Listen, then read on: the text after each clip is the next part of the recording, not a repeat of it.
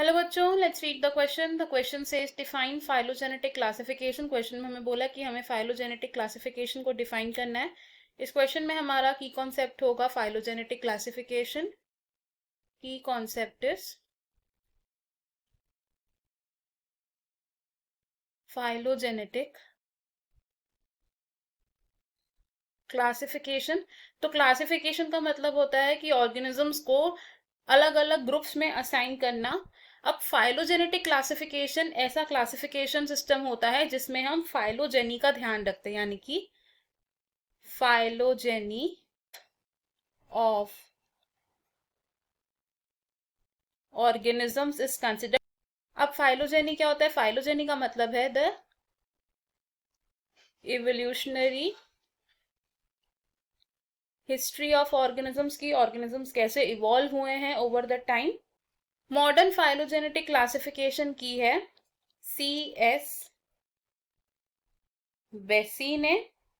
और phylogenetic classification को हम शो करते हैं by constructing a phylogenetic tree.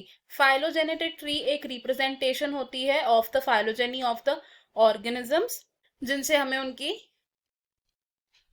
Ancestral linkages के बारे में भी पता चलता है. अब हमारे पास जो ये लाइन डायग्राम है, this is a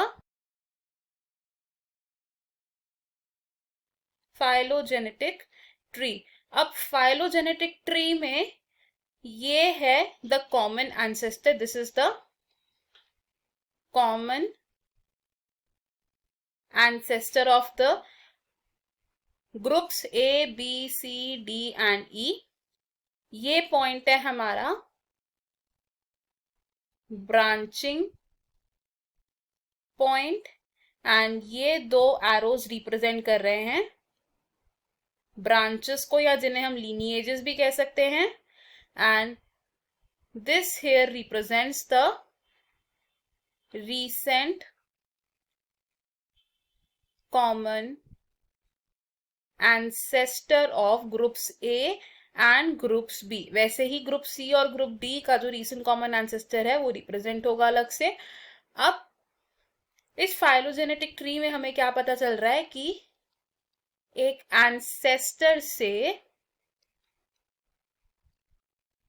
present day species कैसे इवॉल्व हुई. तो हमें हमारे क्वेश्चन का आंसर मिल गया. हमने समझा फाइलोजेनेटिक क्लासिफिकेशन क्या होता है. I hope you have understood it well. All the best. Thank you.